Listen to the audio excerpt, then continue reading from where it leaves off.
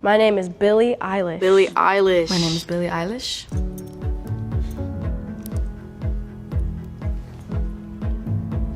This is getting out of hand. I am Billie Eilish. I'm doing this shit till I'm 90, so get ready for it. I think it's October 18th, 2017. It's October 18th, 2018. October 18th, 2019. October 18th, 2020. I'm 15. I'm 16. I'm 17. I'm 18. I have 257,000. I have 6.3 million. 40.7 million. 67.5 million. Where are these people coming from? Like, that's my question. The most followed person that follows me is Chloe Grace Moretz. Katy Perry, maybe? Justin Bieber. Ariana Grande. My baby. With 204 million followers. It's a picture of me and Charlie XCX. Isn't it the one about me smiling? 10 million? That's a lot. 5 Grammys. Won 5 Grammys. Wow, I will be 18. I never thought I'd be 18. Hopefully I look fly. What is that quote? Will I have accepted the things I cannot change? And will I have changed the things that I cannot accept? It's a good thing to think about. What changes, you know? What endings, what new beginnings? Oh gosh, that did not age well. Girl, please.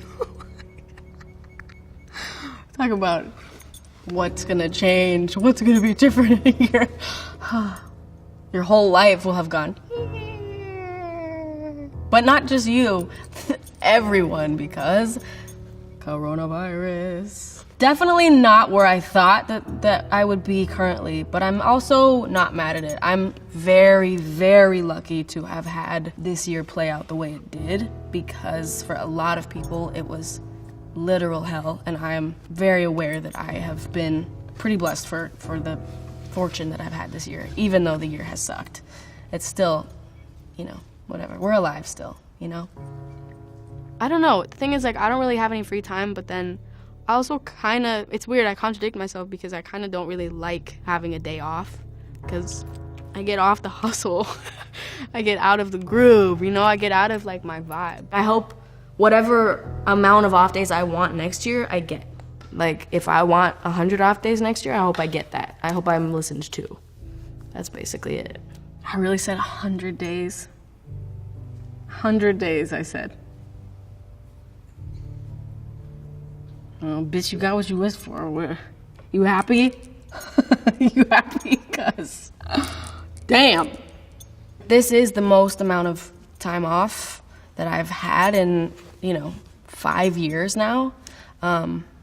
I think that goes for a lot of people, but that was even true for like the first month of quarantine. You know, we had 3 weeks off and I was like, wow, this is the most time off I've ever had. I can't believe it. It's so great. It's like a free vacation and we'll go right back out on tour in a week and we'll be fine. And clearly we were all wrong with that and we look like clowns now. But I will say I have made and created things that I don't think I ever would have created without this period of time. This amount of time and this just life itself. I would like things to be normal though, again, I would like that. But I will say that I'm grateful for what it's given me. I really wanted to go on that world tour. We started it, got 3 shows in, canceled, flew back home. I really wanted to get a Lamborghini. Better have a Lamborghini. It's not that I couldn't have, there were so many other things that were so much more important. There's more people to give that money to. There's way, way more, and I cannot stress it enough, way more important things going on than a fucking Lamborghini. So, one thing I have now that I did not have a year ago is my little pooch puppy Shark. Shark, come here. This is Shark. My son. He is so silly. Look, oh, he's wagging his tail. This is Shark. Didn't have him a year ago because he's only 8 months old. All right, I'll let you go, bud. You're good.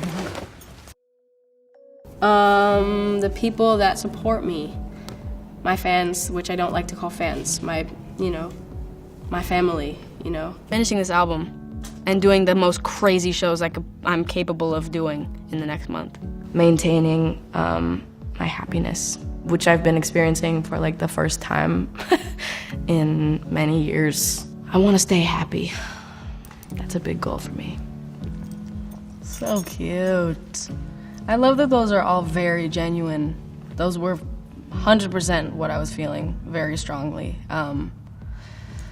It's so weird, like, what we take for granted. Like, I would never have thought that I wouldn't be able to do shows one day, you know? So much time spent, me dreading tour, dreading press, dreading this, dreading that. And, like, I had no idea that I was dreading something that I would one day not even be legally allowed to do. Like, that's what's crazy to me. The shows are, like, the one thing that I feel like I've ever been good at. I know that sounds stupid, but it's like the only thing I've ever done that made me feel like I belonged.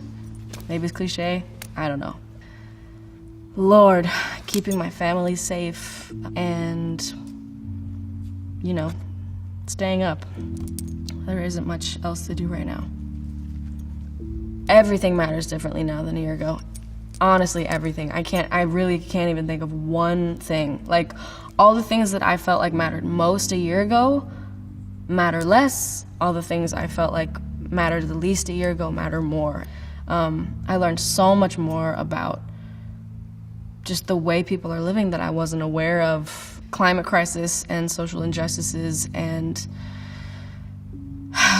you know, kind of all the bad things. And I think made me think differently. It's not like I wasn't aware, I just learned more and thought about it differently and, you know, was more open to learning. And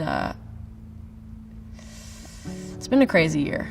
People think I'm pregnant. A lot of people thought I was pregnant for a second.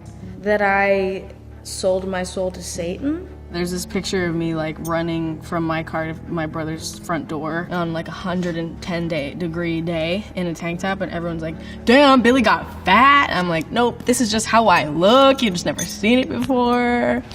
So that's like the most current one, but whatever. I don't know. I think that's not really for me to decide. I think, yeah. The reason people are looking up to you is because you're you. They're not looking up to you so that you'll tell them something that you would never actually tell them. They're looking up to you so that you tell them something that you would tell them yourself. So I love having kids relate to me and tell me that I make them feel comfortable in their bodies. Like that, if I can do anything, I want to do that. So It's really hard to talk about my life and have it not sound like I'm bragging. Sometimes I'll catch myself in a conversation with someone acting like I'm in an interview. And in interviews, you're trained to talk about yourself and not ask the other person about themselves. And so I'll catch myself in conversations where I'm like, shit, like I'm being interviewed. I'm acting like I'm being interviewed instead of acting like I'm talking to a human being. Such a good point. I will never stop talking about that. I'm glad that I was definitely aware of it a year ago. I feel so much better about it now. I was so insecure about where I was, so I felt like I was always having to prove like what I did and what I do and like who I am and whatever. But something about it getting bigger and bigger makes me almost more comfortable not proving myself. For a while now, I've been really having an identity crisis a little. I think it was December. I did some like radio show performance, and the entire show I felt like I was pretending